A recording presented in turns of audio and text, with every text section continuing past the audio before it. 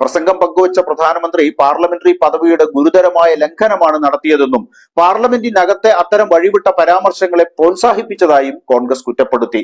വളരെ അധിക്ഷേപകരവും ഭരണഘടനാ വിരുദ്ധവുമാണ് ഇത്തരം നടപടികൾ എന്നും അവർ കൂട്ടിച്ചേർത്തു. രാഹുൽ ഗാന്ധിക്കെതിരായ അനുരാഗ് താക്കൂറിന്റെ പരാമർശങ്ങൾക്കെതിരെ പ്രതിപക്ഷ ബെഞ്ചുകളിൽ നിന്ന് രൂക്ഷമായ പ്രതികരണങ്ങളാണ് ഉണ്ടായത്. പരാമർശങ്ങൾ നീക്കം ചെയ്യുമെന്ന് അധ്യക്ഷതയിൽ ഉണ്ടായിരുന്ന മുതിർന്ന കോൺഗ്രസ് MP ജഗദംബിക പാൽ ഉറപ്പു നൽകിയിരുന്നു.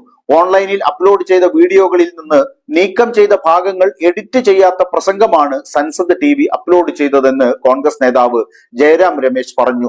ഇന്ത്യയുടെ പാർലമെന്ററി ചരിത്രത്തിലെ പുതിയതും ലജ്ജാകരവുമായ ഒരു താഴ്ചയാണിത് എന്ന് പറഞ്ഞ ജയറാം രമേശ് ഇത് BJP, RSS എന്നിവയിലും മോദിയുടെ മനസ്സിലും ആഴത്തിൽ വേരൂന്നിയ ജാതീയതയെ പ്രതിഫലിപ്പിക്കുന്നു എന്നും കൂട്ടിച്ചേർത്തു. ഹിമാചൽ പ്രദേശിലെ ഹാമിർപൂരിൽ നിന്ന് 5 തവണ MP ആയ അനുരാഗ് താക്കൂർ 2024 ബജറ്റിനെ കുറിച്ചുള്ള ചർച്ച